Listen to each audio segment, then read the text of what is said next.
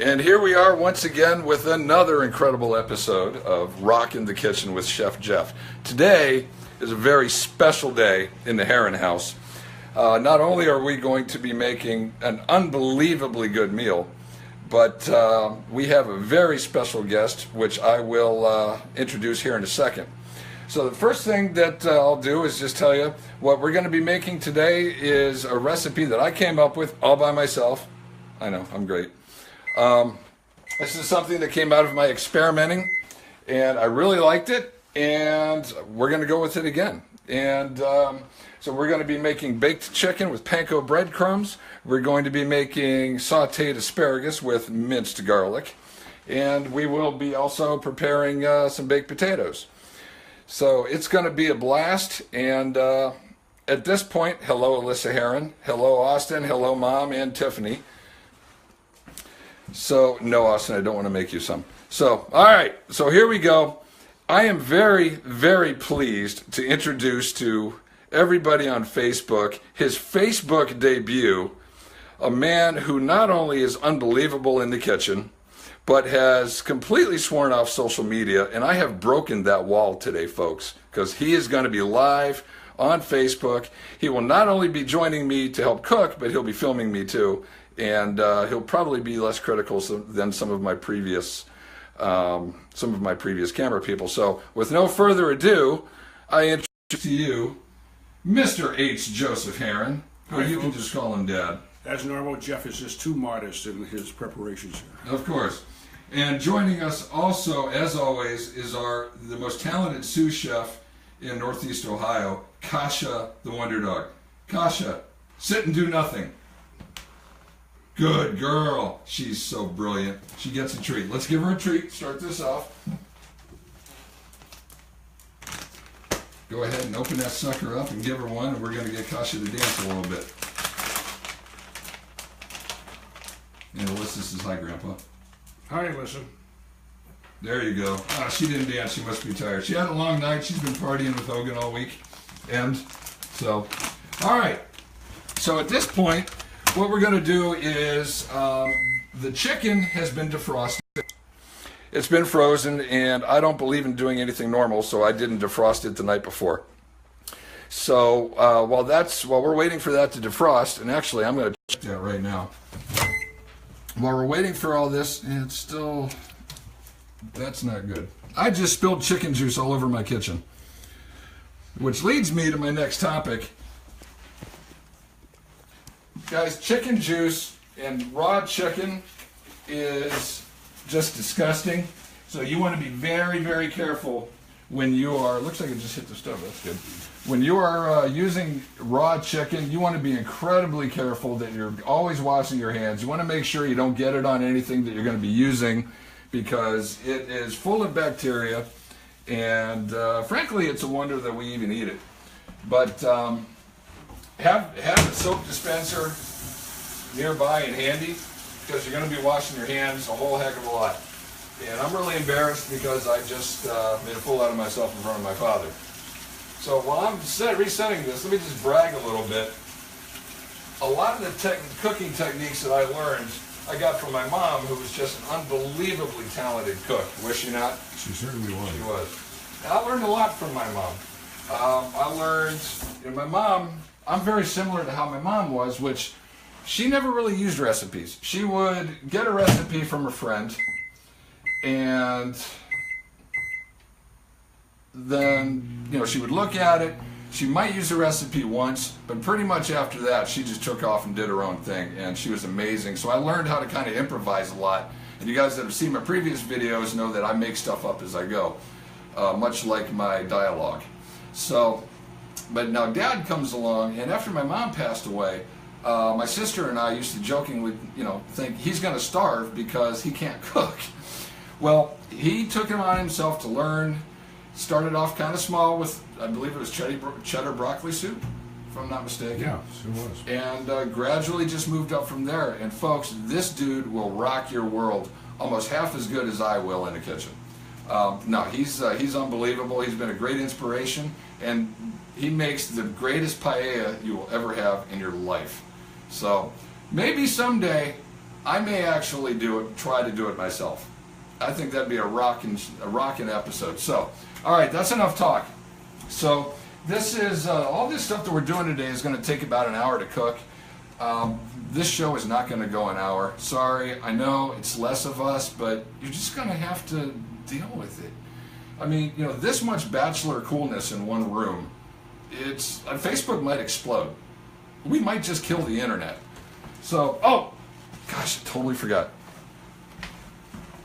The two most primary ingredients in the kitchen, of course, glass of Boda Merlot, and of course, my Yingling. Because as you know, you can't cook without a drink. So, all right. So what we're going to be doing today, I've got my asparagus sitting over here. Now I've already prepared a bunch of this stuff already. What we're going to be doing is we're going to be taking the asparagus and we're going to be sauteing it in olive oil and butter and adding a little salt and minced garlic. But before you do that, of course, you want to make sure you wash it. I cut off about 3 inches of stem. So you want to just trim it down a little bit. You can cut the heads off if you want. I personally like the heads. Well, the heads are the tender part. That's the good part. The reason you knock off the other end of it is because it's just too fibrous. There you go. There you go. Words from the master himself. We'll talk about the chicken here in a few minutes, but what I'm going to do now is we're going to go ahead and get the potatoes rolling. And the reason we want to do that is because these suckers will take close to an hour. I'm going to use olive oil. I don't need no stinking brush. Oh yeah. So what we're going to do is we're going to prepare.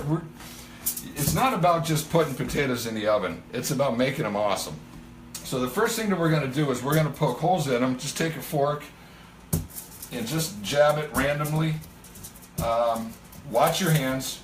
And I'm not going to say whether I've done that or not before. And this does a couple things. This helps them vent a little bit, but it also helps seal in any flavor from some of the seasoning that you're going to put on it. And it also, since we're going to be coating these in oil, it allows the oil to kind of seep in. And I'll tell you what, when you pull these suckers out of the oven, they're just remarkably good. It also prevents them from exploding because of the moisture not having to escape. Yep. All right, so I forked these things really good, and sooner or later I was going to finish. All right, moving on. So what I'm going to do now is I'm going to take some olive oil, and you can use olive oil, you can use vegetable oil. I had gotten this out, but this is a special episode, so I'm going to splurge. So you can use a brush, you can use your hand. What I usually do is I just kind of pour it on and then just roll it like that. Then I take my disgusting oily hand and do the same thing with the other tater.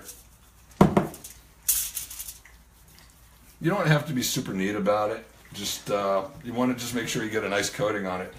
And again, what this is going to do is, first of all, it's going to help it not to stick to the foil as it cooks, but it's just going to nail this thing with flavor like you won't believe. And like I said, I want to get these bad boys in the oven now because it's going to take. These will take longer than the chicken. Which brings me to an important point. When you're doing the kind of chicken that we're doing today and the potatoes, we're going to set our oven at 375. The oven has already been preheated, so it's ready to roll. All I need to do is just finish up these potatoes. All right. Watch out, Kash is right behind you. And now it's time for a sip. Here you go. So it is an absolutely beautiful day here. For those of you that are not in Northeast Ohio, this is one of our very rare sunny and nice days. We get about one a year. And really enjoying it. Had a great time, a great day at church. And today I don't even have the air conditioner running. I've got the windows open here. Got a nice breeze, but nothing too much. And what I'm doing now is I'm just taking sea salt and I'm just dumping it on there. We'll have our sodium levels checked on Monday. And again, I always recommend having a dispenser of soap like this because your hands can be really disgusting and you don't have to worry about anything slipping. My dad actually got me this dispenser as a kind of a late housewarming gift. It's very nice. And but they're very handy. And it's also important, at least to me, that you make sure you use antibacterial soap, especially if you're using a lot of raw meat. Because again, it's full of bacteria before it's cooked. And if that stuff gets on your hands and if you have any open cuts, you're going to be regretting it. So what I'm going to do now is I am just going to roll these taters up. Again, you don't have to be anal and neat about it. My OCD kicks in if it's really baggy, so I'm going to roll that up, make sure it's completely covered and closed. And the nice thing about preparing these on a foil too is that you don't have to worry about it messing anything up. It's already on here. Bless you, Kasha. So we're just going to roll those up. And also, the other nice thing about this is you can just dump these right on your oven rack here. I'm going to put these on the top rack because I'm going to put the chicken in the middle there. Alright. And I'm not going to worry about the time right now because the chicken's going to take close to an hour to bake as well. So I figure this will give us about a 10-minute head start. So the next thing we're going to do is we're going to go ahead and start our chicken. This is my favorite part. I'm bursting. All right. Now, so here's the defrosted chicken. You can see that it got cooked a little bit on the sides. That's actually okay. I actually like that because it knocks down the cooking time a little bit. Doesn't do anything for the center of the chicken. Yeah, those are perfect. Nicely done, Jeffrey. Thank you. Very good. All right. So I'm going to, and again, yes, I'm being really, really gentle there because I don't want to splash chicken juice all over the place. Plus, Kasha will jump down and just pretty much try to grab anything in her mouth that hits the floor. And I just don't want a disgusting dog in my house. Okie dokie. All right. So what are we going to do with this? That's a great question. I'm glad you asked. You're a great crowd. Actually, I don't. What I have here, I've got a couple things going. I'm just going to rinse my hands. I don't need to worry about washing them right now because I'm going to be handling the chicken. Oh. I don't have anything to put them in. All right.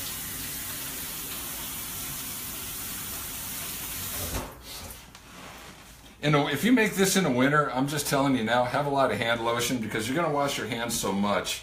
They're going to be pretty hurting at the end.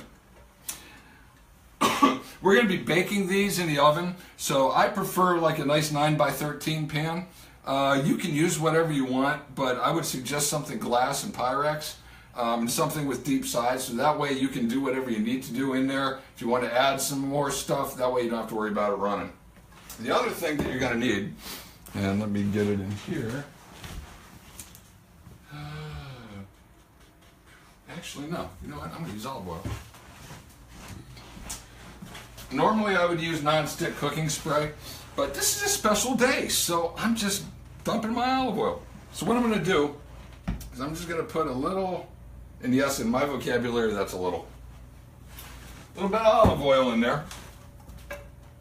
And I'm just going to kind of move that around. And what this will do is, of course, this will give it a nice smooth base for the chicken as we're baking it so that it doesn't fall apart when it's done and it doesn't stick. Now, the way that I cook the chicken, I do not usually turn the chicken over. I put it in the oven and I forget about it for about an hour or so. So what I have here now, what I'm going to do, I've got a 3-part coating here that I'm going to be using, okay? So the first step is I'm going to put the chicken coated in cornstarch. This is an important step and one I've not followed before, but I'm trying it today because my biggest complaint is getting the Panko crumbs to stick to the chicken uniformly. What I was doing was I was just taking the chicken, put it in the egg wash, and then in the breadcrumbs. And that was okay, But if I wanted a good coating, I actually had to dump back in the egg wash again after the first coat of breading and then put it in again.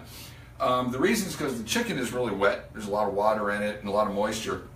So when you try to get eggs to bind to that, it's not always going to work really well. What the cornstarch will do, the cornstarch will act as a good binder because it sticks to anything. It absorbs moisture, so it's going to just stick right to the chicken. And then I'll put that in the egg wash, and that'll hold it a lot better. Am I right? Sounds good to me. There you go. See, we have to be like Conan. Ah. Right? Okay. Except I'm almost as goofy looking as him, but not quite. So I'm sorry to disappoint everybody. We don't have any background music today. Ordinarily I would have Van Halen or Nightwish or something jamming in the background, but there's just so much just awesome discussion here. You don't need it. Sorry. And I played guitar at church today, so if you weren't there, you missed it. Sorry. I got a funny story for you guys. I led worship today along with my good friends Brad Mauser and Lindsay Parker.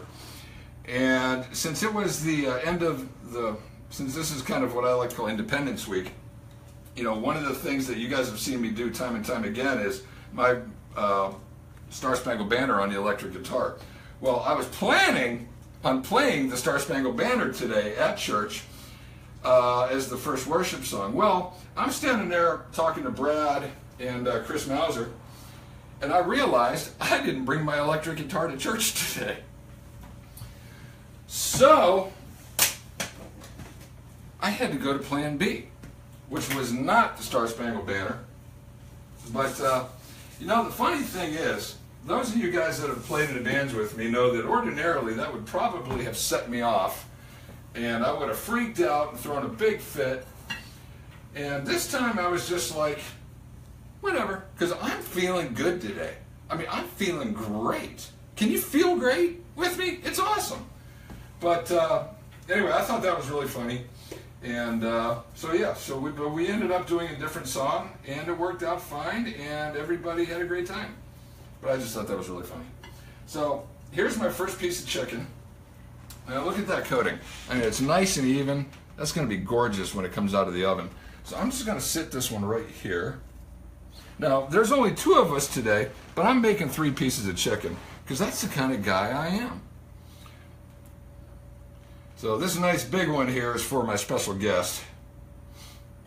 And, you know, you guys are really lucky because I was trying to prepare a bunch. You get my dad and I together, and it's pretty much bad humor pun fest all around. But so far we're kind of behaving ourselves. We are. Yeah. Maybe we'll try to wing it later. Sorry, that was kind of foul. Okay, see, it's picking up now.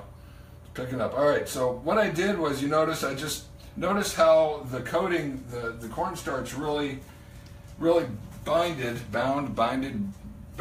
whatever, to the chicken, and that's good. That's what you want it to do, and it's going to make that egg wash stick a lot better. So what I'm doing is I'm just flipping the chicken around, making sure, and you can use your hands, but go ahead and get them dirty because they're just going to be dirty. You're dealing with chicken, dude. So while I'm doing this last one, Pop, why don't you tell the audience what is the most difficult thing you ever made, and what made you decide to do it? I'm sorry, I was trying to line up. What's the most difficult dish you've ever made by yourself? Probably the first one I tried, that was a salad. I had to call your sister to find out how to make it. I'm not kidding. I'm very serious about that. No, yeah, he actually burned the first one he made. Okay. Besides that, I mean, in your real cooking life, what's the most difficult dish you've made? Probably beef Wellington. Beef Wellington. Yeah. Well, share. This is a talk show. Well, it's just difficult. You have to. I make my own crust. Okay. And that turns out to be a challenge that you really have to be up for. All right. And then after you have to make the duck souls and things of that nature. The roast has to be, you have to put it in the oven for a while first, heat it up, let it cool down. There it is. And then wrap it in the dough with the duck sauce. Okay. So the trick is to get it at the right temperature without burning the crust, and you don't want the steak overdone. Right. Just those temperatures. Because an overdone steak is an over bad steak. That's true. That's true. We like it mooing. All right, now I'm washing my hands because I've got one more piece of chicken there. Why am I washing my hands? Because this one is mine. All right. So.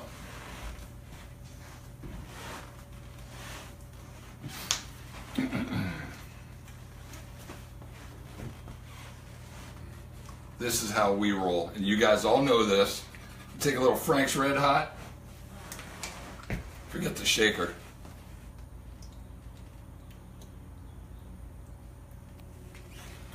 Boom. Whoa. Boom. Boom. And my whisk is all dirty. So, but that's the whisk you won when you won a whisk. Or no, that's the whisk you won when you wash a whisk. Sorry. All right, look at that. So now, if you want to spice it up, so what I did was I put the hot sauce in the egg wash, and what that does is that just makes sure that the hot sauce is internal to the chicken, and so that flavor is going to get locked in. And then when I put it in here, I'm going to hit it with some more hot sauce, just to get it, because I just love. You know, and I've said this before. This is Frank's Red Hot. This is the original. It's not really hot. It does have some spice to it. I use it because I love the flavor. I mean, it's one of my favorite hot sauces to use, and I use it a lot in regular cooking. I tend to not use the super hot stuff as much in my regular cooking. That's more for sauces and stuff. But for this, Frank's Red Hot, you cannot go wrong. So we're going to take this chicken, we're going to get that sucker in the egg the cornstarch. Wouldn't it be great if I knew what my ingredients were? That'd be awesome. All right. Get him, Kasha. Kasha hears something. We've got our windows open today, and Kasha is on high alert.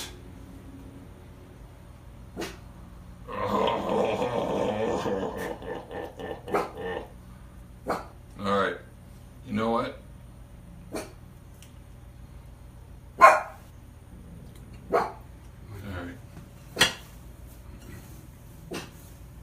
Tell him, Kasha. Tell him what's up. So since I did this last time I made this chicken for my good friend Mark Sumner came over.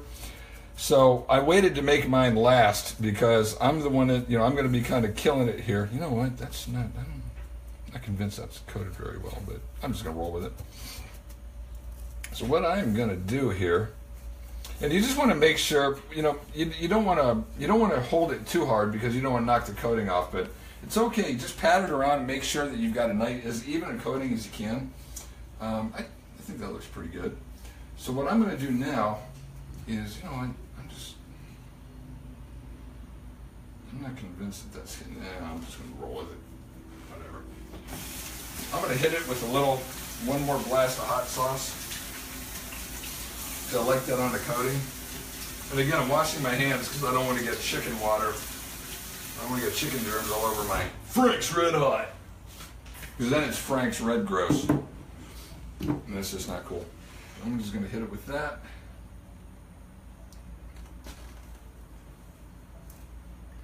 And this way, too, I can identify which one is mine. Because I don't think, correct me if I'm wrong, Pop, but I'm thinking you probably don't want to accidentally get a hold of mine. Oh, you can count on that. All right. So this chicken is ready to roll. I mean, just pan in on that sucker, man. I mean, that is a thing of absolute beauty right there. And guys, how long did that take? About 10 minutes? Not bad at all. In fact, it took longer for the chicken to defrost than it did to actually prepare it. So now what we're going to do after I dry my hands is I'm going to go ahead and put these in the oven now. And I'm going to leave them in for actually an hour. normally, I started this at about 40, 45 minutes, but I found that wasn't quite long enough. I still needed about 5 or 6 degrees. My preferred temperature of this is about 160 to 165 internally on the chicken. You could go a little lower if you wanted, but if you want to be safe, stick it at 160. That's 160, 165 is pretty much the FDA standard. So if you're feeding yourself, take a chance, do whatever you want. But that's my recommendation. And I do have a meat thermometer here. So just stick that in the sheath, and what you do is you can see it's just got a little thermometer on it there. You just stick that in the center of the chicken, and it'll tell you how hot it is. And that's how you know if you need to put it in for a little more time. So I'm just gonna, there we go. And guys, the reason that, the way that we prepared this is so awesome, because this chicken, when we eat this chicken, it is gonna be moist, it is gonna be delicious. I've done this twice now, and both times it just came out incredibly. So I'm going to go ahead and set the timer for 1 hour. I am not going to keep the show going until it's done. However, come back in about an hour, because what we're going to do is we'll take the chicken out, but then I'll show you how to saute the asparagus. You don't want to miss that, because that to me is the highlight of the meal, besides the chicken, of course, and the conversation, and the drinks, and the potatoes. Weird thing happened to me at church today. Bring it. I was talking to a guy who I didn't know, and he was really upset. And I said, "What's wrong?" And he said, "Well, I didn't know what to do. I just fell down. I felt like I was possessed by a spirit, a demon." So he said, "I went to an exorcist." He said, "The exorcist got it out because I felt good, but then the exorcist actually wanted to be paid, and I didn't feel that was very good of him, so I walked away." Okay. Of course, he was repossessed. Oh boy. That's why he's here, folks. But I'm bummed. Beautiful. I love it. I'm telling you, you get us together, and it's just, I'll just apologize in advance for the humor. So, because mine's going to be even worse, trust me. Because I'll have an hour to think about it now. So, thank you for watching. Please come back in about an hour. We'd love to have you guys see the rest of this one, because this really is a fun meal, and it's one of my favorites, and I want to just be able to share it with everybody. So, we'll see you in about an hour. Until then, peace!